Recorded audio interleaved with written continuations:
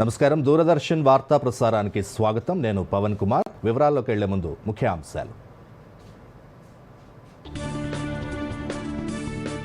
హైదరాబాద్లో కన్నుల పండుగ గణేష్ శోభాయాత్ర. గంగమ్మ ఒడికి చేరిన ఖైరతాబాద్ మహాగణపతి. ఎన్టీఆర్ మార్గ్లో గణనాథుల నిమజ్జనాలు పరిశీలించిన ముఖ్యమంత్రి. అభివృద్ధి సంక్షేమంతో ప్రభుత్వం ముందుకెళ్తోందన్న మంత్రి పొంగులేటి. వనపర్తి జిల్లాలో ఇందిరమ్మ ఇళ్లు ప్రారంభించిన మంత్రులు. జీఎస్టీ సంస్కరణలతో మధ్యతరగతి ప్రజలకు ఊరటన్న కేంద్ర మంత్రి అశ్విని వైష్ణవ్. దేశ ఆర్థిక వ్యవస్థకు ప్రోత్సాహం ఇస్తాయని వెల్లడి. రష్యా నుంచి చమురు కొనుగోలు భారత్ కొనసాగిస్తుందన్న కేంద్ర ఆర్థిక మంత్రి.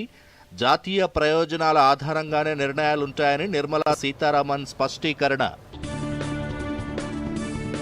సిన్నర్తో యుఎస్ ఓపెన్ టైటిల్ పోరుకు సిద్ధమైన అల్కరాజ్. సెమీఫైనల్లో జోకోవిచ్ పై అలవోక విజయం. అంగరంగ వైభవంగా గణనాథుల నిమజ్జన ప్రక్రియ కొనసాగుతోంది. ట్యాంక్ బండ్ సహా చెరువులు కొనలలో గణపయ్యకు భక్తులు వీడ్కోలు పలుకుతున్నారు. ఖైరతాబాద్ మహాగణపతి గంగమ్మ ఒడికి చేరాడు. గణనాథుల విగ్రహాలతో నగరంలో పలు ప్రాంతాల నుంచి శోభాయాత్రలు మొదలై కన్నుల పండుగ సాగుతున్నాయి. దీనిపై మరిన్ని వివరాలు. శరణు గణేశ శాంభవి పుత్ర, శరణు గణేశ శాంభవి పుత్ర, విద్యల దొరవు నువ్వేనయ్యా ఓ విఘ్నరాజా. 11 రోజులు భక్తుల పూజలు అందుకున్న గణనాథుడు గంగమ్మ ఒడికి చేరుతున్నాడు. హైదరాబాద్లో ఎటు చూసినా గణనాథుడి నామస్మరణే వినిపిస్తోంది. వెళ్ళిరా గణపయ్య అంటూ వీడ్కోలు పలుకుతున్నారు. హైదరాబాద్ గణేష్ ఉత్సవాల్లో ప్రత్యేక ఆకర్షణగా నిలిచిన ఖైరతాబాద్ మహాగణపతి నిమజ్జనం పూర్తయింది. ఉదయం మండపం నుంచి ప్రారంభమైన శోభాయాత్ర అశేష భక్తుల మధ్య అట్టహాసంగా కొనసాగింది. రాజ్దూత్ సర్కిల్, టెలిఫోన్ భవన్, ఎన్టీఆర్ మార్గ్, సచివాలయం మీదుగా ట్యాంక్ బండ్ క్రేన్ నెంబర్ 4కి చేరుకుంది. అక్కడ పూజలు నిర్వహించిన తర్వాత మహాగణపతి గంగమ్మ ఒడికి చేరుకున్నాడు.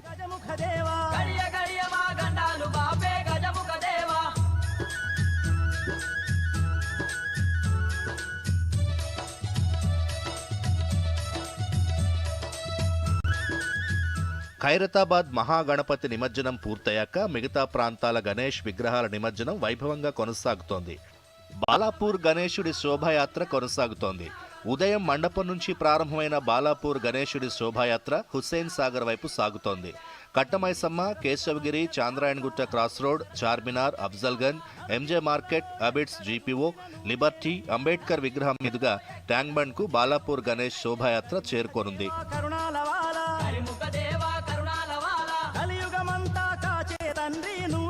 బడా గణేష్ల శోభాయాత్రలే కాదు, నగరంలో వేలాదిగా ఉన్న గణనాథులు ఊరేగింపుగా గంగమ్మ ఒడికి చేరేందుకు తరలి వస్తున్నాయి. నృత్యాలు, పాటలు, డప్పు చప్పుళ్లు, మేళ తాళాలతో వైభవంగా తరలిస్తున్నారు. మరోవైపు ఆయా ప్రాంతాల్లో నిమజ్జనం కోసం 20 ప్రధాన చెరువులు, 74 కృత్రిమ కొలనులు, 134 క్రేన్లు, 259 మొబైల్ క్రేన్లు అధికారులు అందుబాటులో ఉంచారు. దీంతో నగర వ్యాప్తంగా నిమజ్జనాల సందడి నెలకొంది.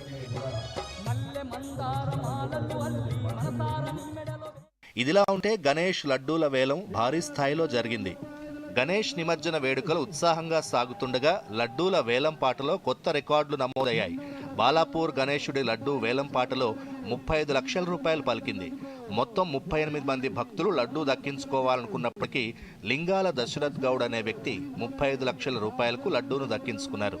గతేడాది కంటే ఈసారి 4,99,000 రూపాయలు అధికంగా పలకడం విశేషం. లింగాల దశరథ్ గౌడ్ 35 లక్షల రూపాయలకి ఈ లడ్డూను దక్కించినందుకు వారికి, వారి కుటుంబ సభ్యులకి అష్టైశ్వర్యాలు కలిగించాలని ఆ భగవంతుని కోరుకుంటూనే ఉన్నాము.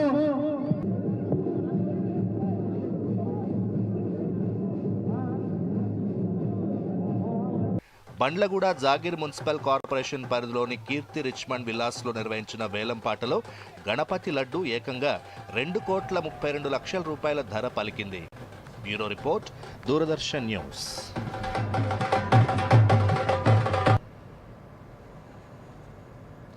హైదరాబాద్లో జరుగుతున్న గణనాథుల శోభాయాత్ర విధుల్లో శ్రమిస్తున్న పలు విభాగాల సిబ్బందిని ముఖ్యమంత్రి రేవంత్ రెడ్డి అభినందించారు. నిమజ్జనాలు పూర్తయ్యే వరకు ఇదే స్ఫూర్తితో పనిచేయాలని సూచించారు. ట్యాంక్ బండ్, ఎన్టీఆర్ మార్గ్లో జరుగుతున్న గణనాథుల నిమజ్జనాల్ని ముఖ్యమంత్రి స్వయంగా పరిశీలించారు. క్రేన్ నెంబర్ 4 వద్దకు చేరుకున్న రేవంత్ రెడ్డి నిమజ్జనం ఏర్పాట్ల గురించి ఆరా తీశారు. జీహెచ్ఎంసీ అధికారులతో మాట్లాడి నిమజ్జనాల ఏర్పాట్లను అడిగి తెలుసుకున్నారు. హైదరాబాద్ కలెక్టర్ హరిచందన నిమజ్జనం ఏర్పాట్లను ముఖ్యమంత్రికి వివరించారు. అనంతరం భాగ్యనగర్ ఉత్సవ్ సమితి ఏర్పాటు చేసిన వేదికపై నుంచి భక్తులకు సీఎం అభివాదం చేశారు. భక్తులు, సందర్శకులు క్షేమంగా ఇళ్లకు చేరుకోవాలని సీఎం విజ్ఞప్తి చేశారు.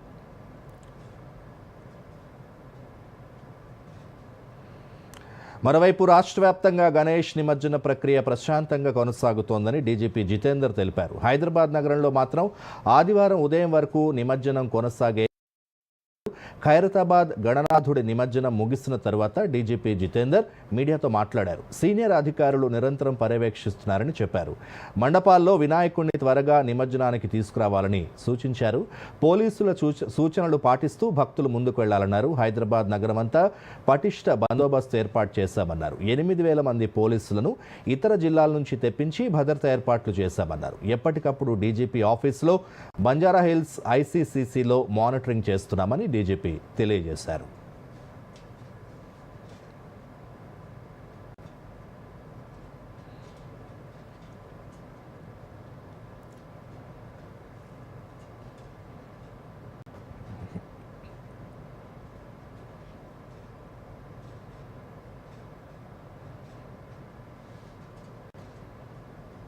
స్పెషలైజ్ యూనిట్స్ కానీ, తర్వాత వేరే జిల్లా నుంచి కానీ, తర్వాత స్పెషల్ పోలీస్ కానీ అందరూ కలిపి అరౌండ్ 8,000 ఫోర్స్ మన హైదరాబాద్ సిటీకి ఎక్స్ట్రా డిప్లాయ్మెంట్ చేసాము. ఇన్ అడిషన్ టు దాట్ కొంతవరకు సైబరాబాద్, రాచకొండ కూడా ఇవ్వటం జరిగింది. అదర్ స్పెషలైజ్డ్ యూనిట్ నుంచి స్పెషల్ ఫోర్సెస్ మన ఎక్కడ సెన్సిటివ్ ఉంటే డిప్లాయ్ చేసాము. We hope that everything will go well. మన సఫిషియెంట్ ఫోర్స్ ఇచ్చాము. మీకు అందరికీ తెలుసు, లాస్ట్ ఇయర్ కానీ ఈ సంవత్సరం మనకి 10,000+ మ్యాన్ పవర్ కూడా వచ్చింది ట్రైనింగ్ తర్వాత. ఆల్ డిపార్ట్మెంట్స్ కూడా కలిసి పని చేస్తున్నారు. మన I think everything is going well. తర్వాత ఇది ఏరియల్ సర్వే కూడా జరుగుతుంది ఒక్కసారి. భాగ్యనగరం అంతటా గణేష్ నిమజ్జన సందడి నెలకొన్న వేళ రద్దీ దృష్ట్యా మెట్రో సర్వీసులు ఇవాళ అర్ధరాత్రి 1 గంట వరకు నడపనుంది హైదరాబాద్ మెట్రో. అయితే ఇప్పటికే పోలీసులు ఎక్కడికక్కడ ట్రాఫిక్ ఆంక్షలు విధించారు. ఎటు చూసినా వాహనాలు, గణపతులతో రోడ్లన్నీ కోలాహలంగా కనిపిస్తున్నాయి. దీంతో మెట్రోల్లో రద్దీ పెరిగింది. మెట్రో స్టేషన్లు, రైళ్లలో జనం కిక్కిరిసిపోయి కనిపిస్తున్నారు. దేశవ్యాప్తంగా గణపతి నవరాత్రి ఉత్సవాలు వైభవంగా కొనసాగుతున్నాయి. దేశ ఆర్థిక రాజధాని ముంబై, పూణేలోనూ గణేష్ నిమజ్జనాలు వేడుకగా సాగుతున్నాయి. నగరంలోని ప్రధాన వీధులు, రహదారులపై భారీ గణపతి విగ్రహాల ఊరేగింపుగా నిమజ్జనానికి బయలుదేరాయి. గణనాథులపై విమానంతో పూల వర్షం కురిపిస్తున్నారు. నిమజ్జనాన్ని వీక్షించేందుకు లక్షలాది మంది ప్రజలు తరలివస్తున్నారు. మహారాష్ట్ర సీఎం దేవేంద్ర ఫడ్నవీస్ నివాసంలో కూడా గణపతి నిమజ్జనం కార్యక్రమాన్ని నిర్వహించారు.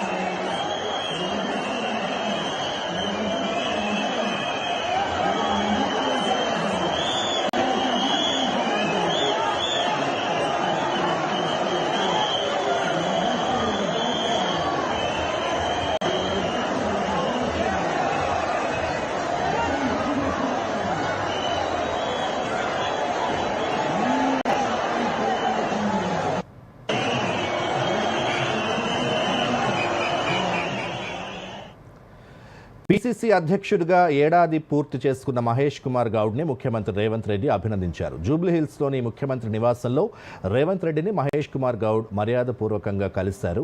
పలు కీలక అంశాలపై ఇరువురు నేతలు చర్చించారు. రాబోయే స్థానిక సంస్థల ఎన్నికలు, బీసీ రిజర్వేషన్ అంశంతో పాటు రాష్ట్రంలో నెలకొన్న తాజా రాజకీయ పరిస్థితులు, కామారెడ్డిలో జరిగే భారీ బహిరంగ సభ అంశం వీరిద్దరి మధ్య ప్రస్తావనకు వచ్చింది. కాగా గ్రామస్థాయి నుంచి కాంగ్రెస్ పార్టీని బలోపేతం చేసే దిశగా పీసీసీ కసరత్తు మొదలుపెట్టింది. త్వరలో పీసీసీ కమిటీలు నియమించనుంది. స్థానిక సంస్థల ఎన్నికల నాటికి క్షేత్రస్థాయిలో విస్తృత సంఖ్యలో కార్యక్రమాలు నిర్వహించాలని పీసీసీ నిర్ణయించింది.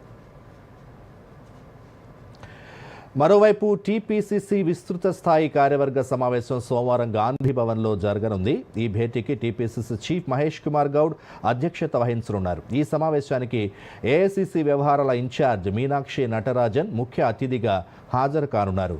టీపీసీసీ ఉపాధ్యక్షులు, ప్రధాన కార్యదర్శులు, డీసీసీ అధ్యక్షులు, టీపీసీసీ ఉమ్మడి జిల్లాల ఇన్ఛార్జీలు సహా పార్టీ ప్రముఖులు ఈ కార్యక్రమంలో పాల్గొంటారు. ఈ భేటీలో తాజా రాజకీయ పరిస్థితులు, పార్టీ సంస్థాగత అంశాలపై ప్రధానంగా చర్చ జరగనున్నట్లుగా తెలుస్తోంది. అభివృద్ధి, సంక్షేమాన్ని జోడెద్దుల్లా ముందుకు తీసుకువెళ్తున్నామని మంత్రి పొంగులేటి శ్రీనివాసరెడ్డి అన్నారు. రాబోయే 3 విడతల్లో ప్రతి గ్రామంలోని అర్హులందరికీ ఇందిరమ్మ ఇళ్లు కట్టించిస్తామన్నారు.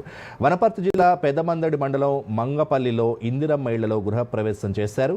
ఈ కార్యక్రమంలో మంత్రులు వాకిటి శ్రీహరి, జూపల్లి కృష్ణారావుతో పాటు ముఖ్య అతిథిగా మంత్రి పొంగులేటి శ్రీనివాసరెడ్డి హాజరయ్యారు. ఈ సందర్భంగా మంత్రి మాట్లాడుతూ 10 ఏళ్ల పరిపాలనలో కేసీఆర్ ప్రభుత్వం 8,19,000 కోట్ల రూపాయల అప్పు భారం రాష్ట్ర ప్రజలపై మోపిందన్నారు. బీఆర్ఎస్ పార్టీ పేదవారిని కేవలం ఓటు బ్యాంక్గా మాత్రమే చూస్తుందని, వారి హయాంలో ఒక్క రేషన్ కార్డు కూడా ఇవ్వలేదని ఆరోపించారు.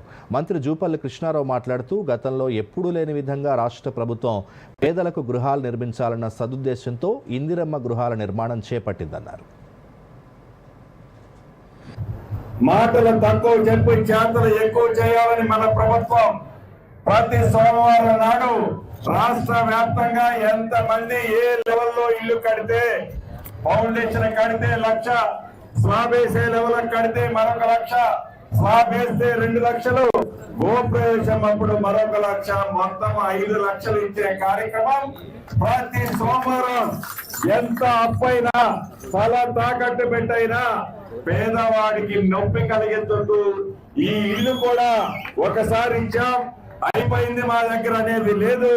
విడతల వారీగా అర్హులైన ప్రతి పేదవాళ్ళకి ఇల్లు ఇస్తామని నా ఆడబిడ్డలకి మనస్ఫూర్తిగా మరొకసారి చెప్తూ, గడచిన అంటే సుమారుగా 10 సంవత్సరాల క్రితం ఆనాడు కేసీఆర్ చెప్పింది ఒకసారి మాట ధ్యాసం చేసుకోండి. ఆయన మాటలు చెప్పాలంటే మోచేతికి బెల్లం పెట్టి నాకనే చాలా సందర్భంగా మాట్లాడారు. ఆనాడు కేసీఆర్ గారు ఇంటర్గూళ్ళకు ఉన్నాయి ఇంటర్మీడియట్, నేను డబుల్ బెడ్రూమ్ కట్టిస్తా, అల్లుడు స్టాండ్ ఉండాలి, విండో స్టాండ్ ఉండాలి, గొర్రెలు బర్రెలు మేకలు కట్టాలి, నేను డబుల్ బెడ్రూమ్ కట్టిస్తాను. మొత్తం రాష్ట్రంలో తీసుకుంటే 100కి 2 ఊళ్ళు ఇవ్వలే, కేవలం మాటలు చెప్పి.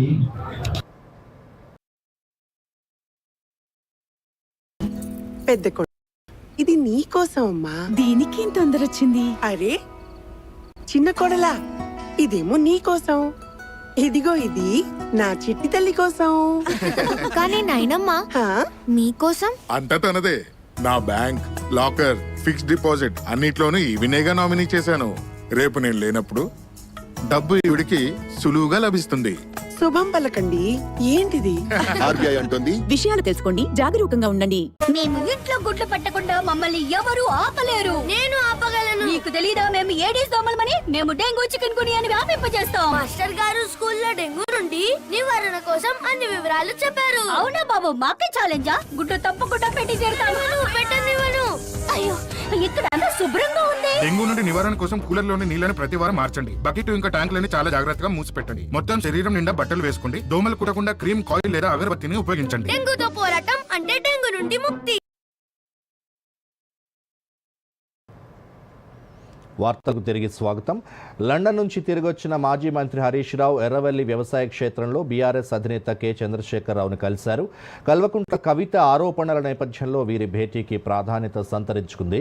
కవిత ఎపిసోడ్తో పాటు కాళేశ్వరంపై సిబిఐ విచారణ అంశం కూడా చర్చించినట్లు పార్టీ వర్గాలు తెలిపాయి.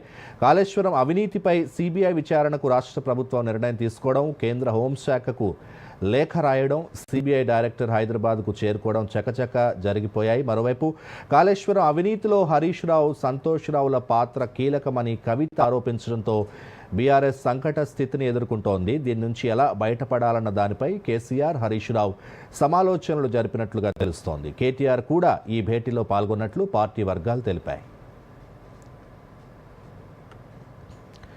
సిబిఐ డైరెక్టర్ ప్రవీణ్ సూద్ శ్రీశైలం నుంచి హైదరాబాద్ వస్తుండగా అస్వస్థతకు గురయ్యారు. వెంటనే అప్రమత్తమైన సిబ్బంది ఆయన జూబ్లీహిల్స్లోని అపోలో ఆసుపత్రికి తరలించారు. విషయం తెలిసిన పోలీసు ఉన్నతాధికారులంతా ఆసుపత్రికి వచ్చి పరామర్శించారు. వైద్య సిబ్బందితో మాట్లాడి ఆరోగ్య వివరాలు తెలుసుకున్నారు. ప్రవీణ్ సూద్ నిన్న హైదరాబాద్ జోన్ సిబిఐ కార్యాలయంలో ఉన్నతాధికారులతో సమావేశమయ్యారు. 2 గంటలకు పైగా సుదీర్ఘంగా చర్చించారు. ఆ తర్వాత శ్రీశైలం వెళ్లినట్లు అధికారులు తెలిపారు. రాష్ట్ర వ్యాప్తంగా దేవాలయాల అభివృద్ధికి అవసరమైన నిధుల్ని మంజూరు చేయనున్నట్లు దేవాదాయ శాఖ మంత్రి కొండా సురేఖ వెల్లడించారు. వరంగల్ తూర్పు నియోజకవర్గంలో పర్యటించిన మంత్రి పలు దేవాలయాల అభివృద్ధి పనులకు శంకుస్థాపన చేశారు. 4,35,00,000 రూపాయల వ్యయంతో 8 దేవాలయాల్లో అభివృద్ధి పనులు చేపడుతున్నట్లు మంత్రి కొండా సురేఖ చెప్పారు.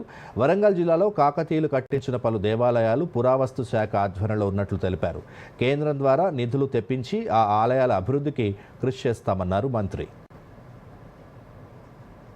వరంగల్ ఈస్ట్ నియోజకవర్గంలో 8 టెంపుల్స్కి గాను 4,35,00,000 రూపాయలతోటి వివిధ అభివృద్ధి పనులకు శంకుస్థాపన చేయడం జరిగింది. ముఖ్యంగా కాకతీయులు ఏలినటువంటి ఈ గడ్డ మీద పురాతన దేవాలయాలు ఎక్కువగా ఉండడము, అవన్నీ కూడా ఆర్కియాలజీ కింద కొన్ని ఉండడము, దేవాదాయ శాఖ కింద కొన్ని ఉండడం జరిగింది. దాంతోపాటు టూరిజం వాళ్ళని కూడా మేము కలుపుకోవాల్సిన అవసరం ఉన్నది. కాబట్టి ఇప్పుడు ప్రస్తుతం మేము దేవాదాయ శాఖ కింద ఉన్న టెంపుల్స్కు మాత్రం నిధులు ఇచ్చి అభివృద్ధి చేస్తూ ఉన్నాము.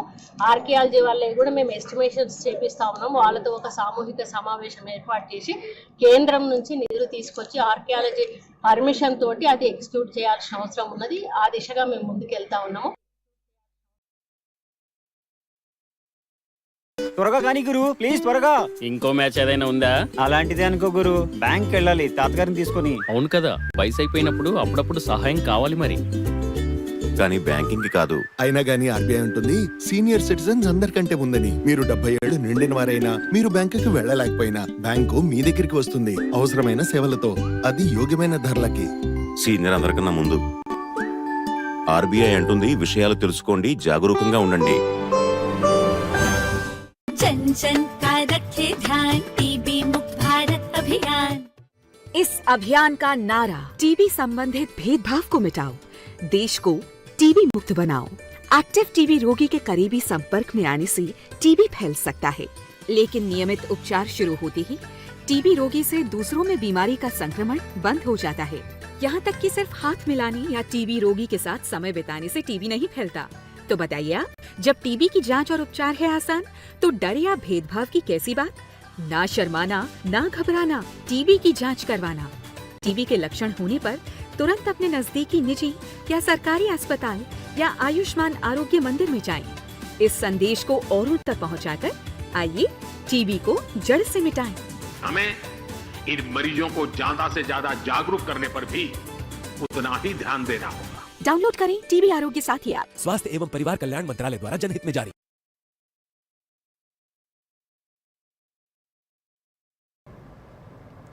వార్తలకు తిరిగి స్వాగతం. సిద్దిపేట జిల్లాలో సీజనల్ వ్యాధులు ప్రబలకుండా అన్ని రకాల చర్యలు చేపట్టినట్లు కలెక్టర్ హైమావతి తెలిపారు. జిల్లా వ్యాప్తంగా అన్ని గ్రామ పంచాయతీల్లో వీడియోల రూపంలో కరపత్రాలు ముద్రించి ప్రజలకు అవగాహన ప్రచారం నిర్వహించినట్లు చెప్పారు ఆమె. దోమల ద్వారా డెంగీ, మలేరియా, చికెన్ గునియా, బోధకాలు, మెదడు వాపు లాంటి వ్యాధులు వచ్చే అవకాశం ఉన్నందున ప్రజలు పరిసరాల్ని పరిశుభ్రంగా ఉంచుకోవాలని సూచిస్తోన్న కలెక్టర్ హైమావతితో మా దూరదర్శన్ ప్రతినిధి చిలుక నాగరాజు ముఖాముఖి. సిద్దిపేట జిల్లాలో సీజనల్ వ్యాధుల పట్ల చేపడుతున్న చర్యలు, ప్రజలను అప్రమత్తం చేసే విధానాలపై సిద్దిపేట జిల్లా కలెక్టర్ హైమావతి మేడం ఉన్నారు. ఆమెను మరిన్ని వివరాలు అడిగి తెలుసుకుందాం. నమస్తే మేడం. సిద్దిపేట జిల్లాలో సీజనల్ వ్యాధుల పట్ల ఎలాంటి జాగ్రత్తలు చేపడుతున్నారు? పారిశుద్ధ్య నిర్వహణ, ప్రజలకు అవగాహన కార్యక్రమాలపై ఎలాంటి చర్యలు చేపట్టారు? ముఖ్యంగా మనకి ఆగస్టు సెప్టెంబర్ మాసాల్లో సీజనల్ వ్యాధులు ప్రబలే అవకాశం ఎక్కువగా ఉంటుంది. ఎందుకంటే ఇది రైనీ సీజన్ కాబట్టి. దీనిలో భాగంగా ప్రజలందరినీ అప్రమత్తం చేయడం కోసం ప్రతి మంగళవారం, శుక్రవారము ప్రతి గ్రామంలో కూడా మనము పారిశుద్ధ్యం నిర్వహిస్తున్నాము.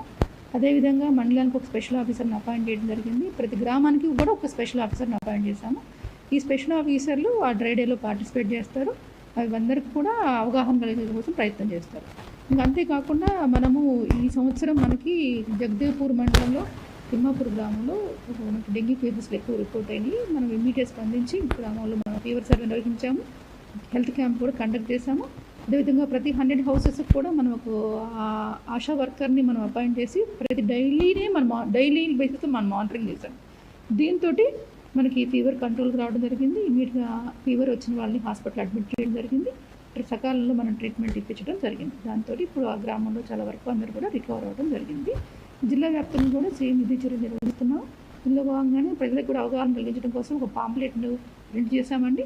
అది ప్రతి ఇంటింటికి మంగళవారం, రేపు వచ్చే సోమవారం, మంగళవారాల్లో అందరు ఇంటింటికి కూడా పంపిణీ చేయడం జరుగుతుంది. ఒక వీడియో కూడా మనం రిలీజ్ చేశాము. ఆ వీడియోలు కూడా అందరూ వాచ్ చేస్తే కనుక తప్పకుండా ప్రతి ఒక్కరూ ఎలాంటి జాగ్రత్త చర్యలు తీసుకోవాలి, ఈ సీజన్ వ్యాధి పట్ల ఎట్లా అప్రమత్తం ఉండాలనేది ప్రతి ఒక్కరు కూడా అవగాహన కలుగుతుంది. మీరు కనుక సహకరిస్తే తప్పకుండా మా జిల్లాలో వీటిని అరికట్టడానికి అవకాశం ఉంటుంది. Thank you. సిద్దిపేట జిల్లాలో సీజనల్ వ్యాధుల పట్ల ప్రజలను అప్రమత్తపరుస్తూ ఇప్పటికే వీడియో రూపంలో, బ్రోచర్ల రూపంలో ప్రజలను అప్రమత్తం చేస్తున్నామని జిల్లా కలెక్టర్ తెలుపుతున్నారు. దీంతో పాటు ప్రజలు సైతం ఇళ్లలో శుభ్రతతో పాటు పరిసరాలను సైతం శుభ్రంగా ఉంచుకోవాలని, ప్రజలు అప్రమత్తంగా ఉండాలని జిల్లా కలెక్టర్ హైమావతి మేడం సూచిస్తున్నారు. సిద్దిపేట జిల్లా నుంచి నాగరాజు, దూరదర్శన్ యాదగిరి. జీఎస్టీ సంస్కరణల రూపంలో మధ్యతరగతి ప్రజలకు ప్రధానమంత్రి విలువైన బహుమతి ఇచ్చారని కేంద్ర సమాచార ప్రసారాల శాఖ మంత్రి అశ్విని వైష్ణవ్ పేర్కొన్నారు. 2 స్లాబ్ల జీఎస్టీతో పేదలు, మధ్యతరగతి ప్రజలకు ఊరట కల్పించినట్లయిందన్నారు. ఈ నిర్ణయంతో దేశ జీడీపీకి సుమారు 20 లక్షల కోట్ల రూపాయలు జోడింపబడతాయని అంచనా వేశారు. జీఎస్టీ సంస్కరణలు దేశ ఆర్థిక వ్యవస్థకు ప్రోత్సాహం ఇస్తాయని అశ్విని వైష్ణవ్ చెప్పారు. 2014కు ముందు సామాన్య ప్రజలు పన్నుల చట్రంలో చిక్కుకుని సతమతమయ్యేవారని అన్నారు. కేంద్రంలో మోదీ ప్రభుత్వం ఏర్పడిన తర్వాత తెచ్చిన జీఎస్టీతో అన్ని సమస్యలకు చెక్ పడిందని, ఇప్పుడు జీఎస్టీ సంస్కరణల ద్వారా వ్యవస్థను సరళీకరించి స్థిరీకరించామని తెలిపారు. जीएसटी के रिफॉर्म से देश के आर्थिक उन्नति में भी बहुत बड़ा एक लाभ मिलेगा. अगर हम प्योर इकोनॉमिक्स के पॉइंट ऑफ व्यू से बात करें, हमारी देश की जीडीपी है करीब 330 लाख करोड़ की अभी. इसमें से करीब 202 लाख करोड़ हमारा कंजम्पशन है, 202 आउट ऑफ 330. 202 लाख करोड़ जो कंजम्पशन है, ये अगर जीएसटी के इस छूट के बाद में अगर 10% भी बढ़ता है तो 20 लाख करोड़ का एक्स्ट्रा कंजम्पशन, 20 लाख करोड़ की एक्स्ट्रा जीडीपी देश में आती है. तो ये अपने आप में बहुत महत्वपूर्ण है, बिकॉज प्रोडक्शन जब बढ़ता है तो स्वाभाविक है कि उसका रोजगार का इम्पैक्ट आता है. रोजगार बढ़ता है, उससे स्वाभाविक है कि बहुत सारी जो जितनी गतिविधियां हैं, जितनी हमारी आर्थिक गतिविधियां हैं, वो सब बढ़ने लगती है. రష్యా నుంచి చమురు కొనుగోలును భారత్ కొనసాగిస్తుందని కేంద్ర ఆర్థిక మంత్రి నిర్మలా సీతారామన్ స్పష్టం చేశారు. జాతీయ ప్రయోజనాల ఆధారంగానే నిర్ణయాలు తీసుకుంటామని తేల్చి చెప్పారు. దేశ దిగుబడుల్లో ముడి చమురు వాటా ఎక్కువని తెలిపారు. కొత్త జీఎస్టీ సంస్కరణలు ప్రజల వినియోగ సామర్థ్యాన్ని మెరుగుపరుస్తుందని, ఇది మూలధన వ్యయాన్ని ప్రభావితం చేయబోదన్నారు. 99% వస్తువులు, సేవలు 0.5-18% స్లాబ్లలోనే ఉన్నట్లు చెప్పారు. పెట్రోలియం, మద్యాన్ని జీఎస్టీలోకి తెచ్చే ఆలోచన లేదని నిర్మలా సీతారామన్ తేల్చి చెప్పారు. అమెరికా 50% సుంకాల ద్వారా ప్రభావితమైన ఎగుమతిదారులకు మద్దతిచ్చే చర్యలపై ప్రభుత్వం పనిచేస్తోందని వెల్లడించారు. ఎగుమతిదారుల కోసం ఒక ప్యాకేజీని సిద్ధం చేస్తున్నట్లు కేంద్ర ఆర్థిక మంత్రి చెప్పారు. జమ్మూ కాశ్మీర్లోని అనంతనాగ్ జిల్లాలో వరద ప్రభావిత ప్రాంతాలను సీఎం ఒమర్ అబ్దుల్లా పరిశీలించారు. వరద పరిస్థితిపై ముఖ్యమంత్రి ఒమర్ అబ్దుల్లా మాట్లాడుతూ భారీ నష్టం జరిగిందన్నారు. సకాలంలో చర్యలు తీసుకుని లోతట్టు ప్రాంతాల నుండి ప్రజల్ని అత్యవసర కేంద్రాలకు తరలించామన్నారు. దీంతో ప్రాణ నష్టం తప్పిందన్నారు. ఆస్తి నష్టానికి పరిహారం చెల్లిస్తామన్నారు. కేంద్ర ప్రభుత్వం ప్రత్యేక బృందాన్ని పంపుతోందని, వరద ప్రభావిత ప్రాంతాన్ని పరిశీలించి జరిగిన నష్టాన్ని అంచనా వేయనుందని ఒమర్ అబ్దుల్లా తెలిపారు. नुकसान काफ़ी हुआ है, इससे कोई इनकार नहीं कर सकता, लेकिन अल्लाह ताला का लाख लाख शुक्र कि एडमिनिस्ट्रेशन, चाहे सिविल चाहे पुलिस, ऑनरेबल एमएलएज के साथ मिलके उन्होंने वक्त पे जो कदम उठाए, जो लो लाइंग एरियाज से लोगों को इवैक्यूएट किया, जो इमरजेंसी शेल्टर में रखा, उससे कम से कम जानी नुकसान से हम बचे। वो यहाँ पे जो डैमेज हुआ है, चाहे सरकारी इदारों का, चाहे प्राइवेट, और ख़ासकर एग्रीकल्चर में हमें नुकसान हुआ है, जो खेतों में नुकसान हुआ है, जो मेवे को नुकसान हुआ है, हॉर्टिकल्चर का, इसका भी हम असेसमेंट करके जितना हमसे हो सकेगा रिलीफ के तौर पे वो हम लोगों को पहुँचा। రేపు ఆదివారం సంపూర్ణ చంద్రగ్రహణం ఏర్పడనుంది. 2022 తర్వాత భారత్ నుంచి అత్యంత ఎక్కువసేపు కనిపించే సంపూర్ణ చంద్రగ్రహణంగా ఇది నిలవనుందని ఖగోళ శాస్త్రవేత్తలు తెలిపారు. అలాగే 2018 జూలై 27 తర్వాత భారత్లోని అన్ని ప్రాంతాల నుంచి సంపూర్ణ చంద్రగ్రహణాన్ని వీక్షించడం ఇదే మొదటిసారి కానుందని పూణేలోని నేషనల్ సెంటర్ ఫర్ రేడియో ఆస్ట్రోఫిజిక్స్లో అసోసియేట్ ప్రొఫెసర్గా పనిచేస్తున్న దివ్య ఒబెరాయ్ చెప్పారు. మళ్ళీ ఇలాంటిది చూడాలంటే 2028 డిసెంబర్ 31 వరకు వేచి చూడాలన్నారు. ఆది సోమవారం మధ్య ఈ సంపూర్ణ చంద్రగ్రహణం సంభవిస్తుందని వెల్లడించారు. ఆదివారం రాత్రి 8:58 చంద్రగ్రహణం ప్రారంభమవుతుంది. 8వ తేదీ తెల్లవారుజామున 2:25 చంద్రగ్రహణం ముగుస్తుంది. ఈ సంపూర్ణ చంద్రగ్రహణాన్ని దేశంలో పలు ప్రాంతాలతో పాటు హైదరాబాద్లో కూడా స్పష్టంగా కనిపించే అవకాశం ఉందని ఖగోళ శాస్త్రవేత్తలు తెలిపారు. కార్లోస్ అల్కరాజ్ మరో గ్రాండ్ స్లామ్ టైటిల్ దిశగా దూసుకుపోతున్నాడు. డిఫెండింగ్ ఛాంపియన్ జనిక్ సిన్నర్తో యుఎస్ ఓపెన్ ఫైనల్ పోరుకు సిద్ధమయ్యాడు. సెమీఫైనల్లో 24 సార్లు గ్రాండ్ స్లామ్ విజేత నోవాక్ జకోవిచ్ను చిత్తు చేశాడు. వరుస సెట్లలో 6-4, 7-6, 6-2తో గెలుపొందాడు. రెండో సెట్లో మాత్రమే జకోవిచ్ అల్కరాజ్కు గట్టి పోటీ ఇచ్చాడు. మూడో సెట్లో మాత్రం చేతులెత్తేశాడు. 38 ఏళ్ల జకోవిచ్పై మరోసారి అల్కరాజ్ పూర్తి ఆధిపత్యం ప్రదర్శించాడు. ఈ మ్యాచ్లో అల్కరాజ్ మొత్తం 4 సార్లు జకోవిచ్ సర్వీస్ని బ్రేక్ చేయగా జకోవిచ్ కేవలం ఒక్కసారి మాత్రమే ప్రత్యర్థి సర్వీస్ బ్రేక్ చేయగలిగాడు. మరో సెమీఫైనల్ మ్యాచ్లో defending champion Jannik Sinner Canada player Felix అగర్పై విజయం సాధించాడు. ఆదివారం జరిగే ఫైనల్లో ప్రవేశించాడు. మరోసారి ముఖ్యాంశాలతో వార్తల్ని ముగిద్దాం. నమస్కారం. హైదరాబాద్లో కన్నుల పండుగ గణేష్ శోభాయాత్ర. గంగమ్మ ఒడికి చేరిన ఖైరతాబాద్ మహాగణపతి. ఎన్టీఆర్ మార్గ్లో గణనాథుల నిమజ్జనాలు పరిశీలించిన ముఖ్యమంత్రి. అభివృద్ధి సంక్షేమంతో ప్రభుత్వం ముందుకెళ్తోందన్న మంత్రి పొంగులేటి. వనపర్తి జిల్లాలో ఇందిరమ్మ ఇళ్లు ప్రారంభించిన మంత్రులు. జీఎస్టీ సంస్కరణలతో మధ్యతరగతి ప్రజలకు ఊరటన్న కేంద్ర మంత్రి అశ్విని వైష్ణవ్. దేశ ఆర్థిక వ్యవస్థకు ప్రోత్సాహం ఇస్తాయని వెల్లడి. రష్యా నుంచి చమురు కొనుగోలు భారత్ కొనసాగిస్తుందన్న కేంద్ర ఆర్థిక మంత్రి. జాతీయ ప్రయోజనాల ఆధారంగానే నిర్ణయాలుంటాయని నిర్మలా సీతారామన్ స్పష్టీకరణ. సిన్నర్తో యుఎస్ ఓపెన్ టైటిల్ పోరుకు సిద్ధమైన అల్కరాజ్. సెమీఫైనల్లో జకోవిచ్పై అలవోక విజయం. దూరదర్శన్ యాదగిరి వార్తలను ఇప్పుడు సోషల్ మీడియాలో కూడా చూడొచ్చు. యూట్యూబ్ అయితే డిడి న్యూస్ తెలంగాణ, ఎక్స్ వేదికగా అయితే DD news Telangana @DD Yadagiri news, Facebook అయితే డిడి న్యూస్ తెలంగాణలో చూసి సబ్స్క్రైబ్ చేసి లైక్ చేయండి, షేర్ చేయండి.